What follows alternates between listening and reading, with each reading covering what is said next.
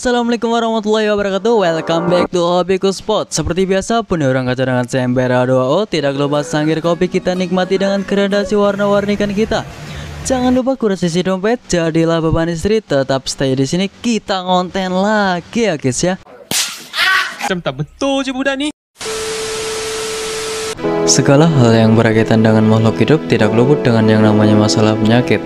Manusia yang menjaga aktivitas serta pola makan saja bisa terkena penyakit, apalagi jenis ikan arwana yang bergantung pada cara kita merawatnya. Pada video kali ini kita akan membahas tentang penyakit yang dapat terjangkit pada ikan arwana serta cara penanggulangannya.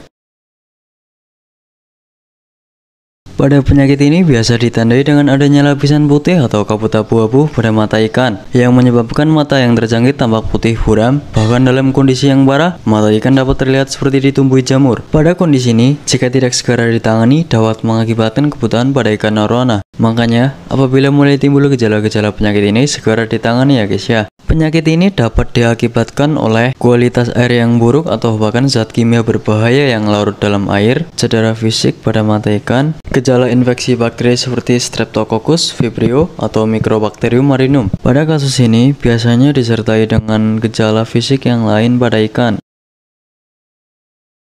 Untuk upaya serta pengobatannya, pada penyakit ini dapat dilakukan upaya pengontrolan parameter air atau ketinggian air serta selalu jaga kebersihan tank, seperti bersihkan makanan yang tidak dimakan, serta penggantian air secara teratur pada tangki ikan. Pilih material tank atau teman dalam tank secara kompatibel untuk mengurangi resiko luka fisik pada ikan akibat perkelahian atau benturan pada material tank. Karantina ikan baru terlebih dahulu sebelum dijadikan satu dengan yang lainnya untuk meminimalisir resiko tertularnya penyakit baru atau resiko ikan baru membawa bibit penyakit ataupun parasit. Memberikan obat tertentu pada ikan arwana sesuai dengan dosis yang dianjurkan. Kutu jarum merupakan krustasea atau udang-udangan, merupakan suatu kelompok besar dari arthropoda terdiri dari kurang lebih 52.000 spesies yang terdeskripsikan dan biasanya dianggap sebagai suatu subfilum. Kelompok ini mencakup hewan-hewan yang cukup dikenal seperti lobster, kepiting, udang-udang karang, serta teritip. Bang. Nice. Gejala pada ikan arwana ini disebabkan oleh parasit Sophepodid dan parasit Cyclopoid betina dewasa. Pada gejala ini, parasit Cyclopoid betina dewasa akan mengebor ke dalam tubuh ikan arwana pada daerah kulit, sirip, dan insang.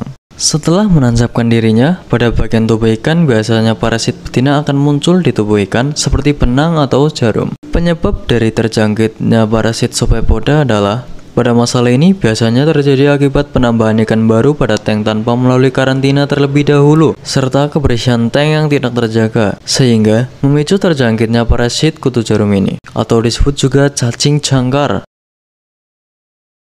Dalam upaya pengobatannya dapat melalui pemberian ikan dengan obat khusus seperti fish lice, anchorworm, dan sebagainya. Sistem kerja dari obat ini yakni dengan menyerang sistem syaraf dari hama parasit. Parasit yang mati akan berwarna putih dari sebelumnya yang berwarna bening dan akan lepas dari tubuh ikan dalam 2-3 hari. Ulangi pengobatan dan lakukan penggantian air sekitar 30% setiap 3 hari dalam waktu 2 minggu sampai ikan arwana benar-benar sembuh. Pastikan suplai oksigen pada fase pengobatan terpenuhi.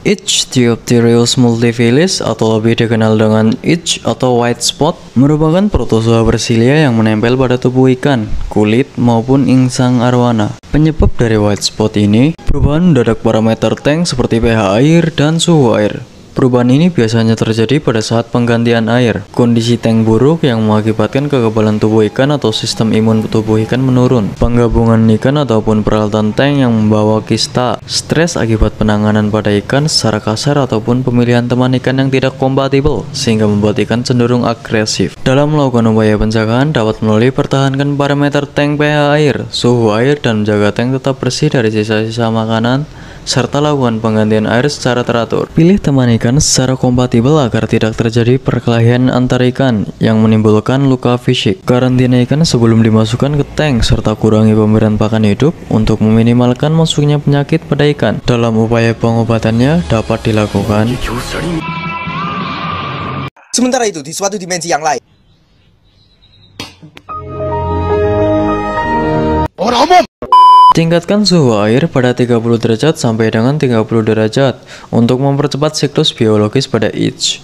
Beri obat khusus ikan arowana seperti dose Ocean Free yang bisa mengobati white spot sesuai dengan anjuran. Ulangi pengobatan serta penggantian air sebanyak 30% setiap 3 hari selama 2 minggu. Untuk memastikan bahwa itch telah hilang, tidak dianjurkan pembinaan ikan arowana dalam fase pengobatan yang dapat menyebabkan ikan stres.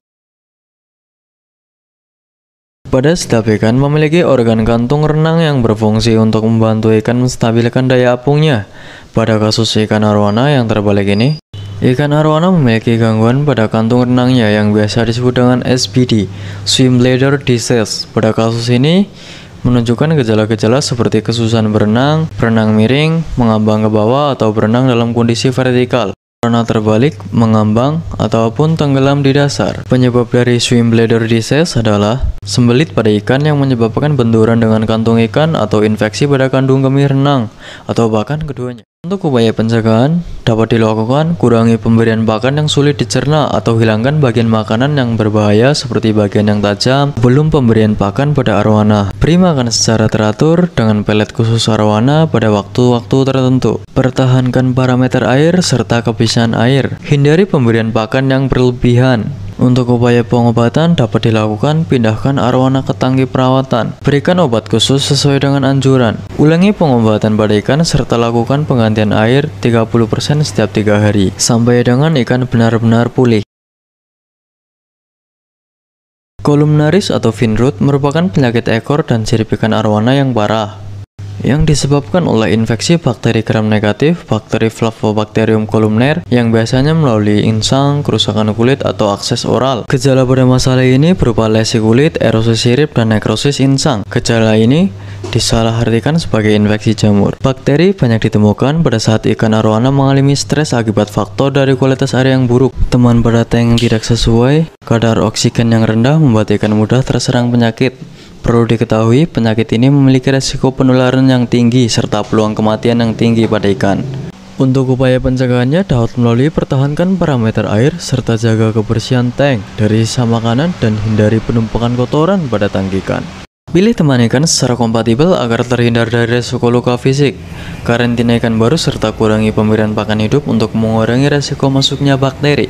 Dalam upaya pengobatan, jika kualitas air buruk, kurangi air sebanyak 20%. Berikan obat anti-columnaris sesuai dosis yang dianjurkan. Jangan meningkatkan suhu air, karena bakteri columnaris lebih aktif pada suhu yang lebih tinggi. Jika kondisi ikan membaik dalam 3 hari, ganti air tank sebanyak 30% dan ulangi pemberian obat columnaris, lalu berikan garam ikan secukupnya. Ulangi perawatan sampai ikan benar-benar sembuh ya guys ya. Perlu diperhatikan pada fase pengobatan, lepaskan media filtrasi seperti karbon aktif dan zeolit karena dapat mengurangi efektivitas obat.